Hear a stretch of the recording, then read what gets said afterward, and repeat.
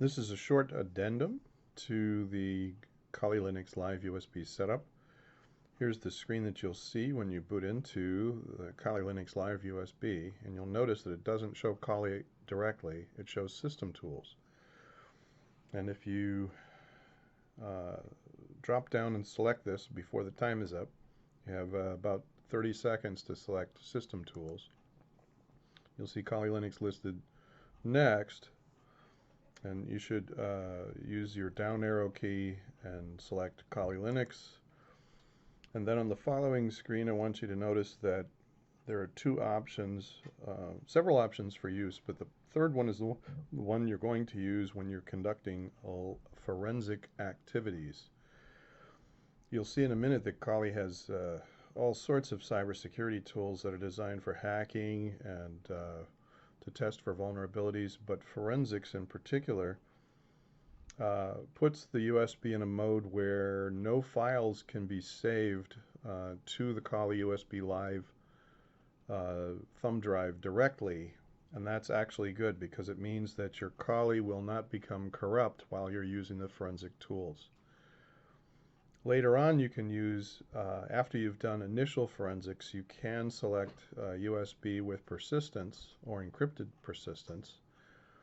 But as a general rule, you'll want to connect another external hard drive if you want to capture or save any files.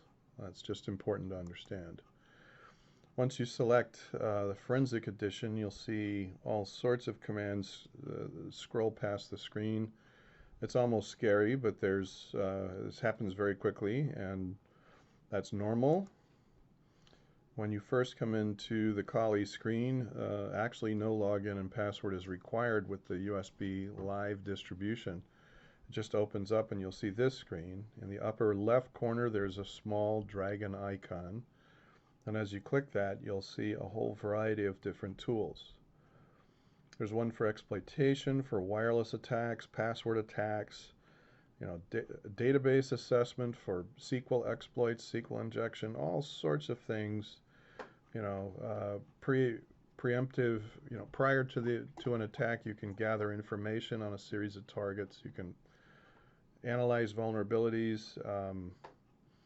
We don't want to use any of that. Before you use anything in Kali, we want to establish ethical use as a matter of record. This is the first thing that you'll do before we actually use it to do some analysis in the next module.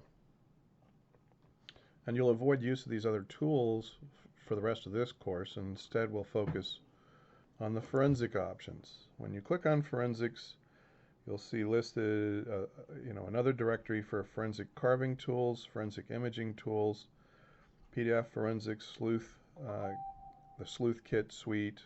And what I'd like you to do is to click on those and expand those so they're showing and capture this screen for submission, your final submission of this solution.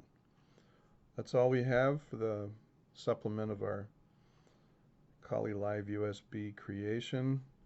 We have a companion video if you choose instead to use the Kali forensic tools as part of a VirtualBox appliance, an OVA file.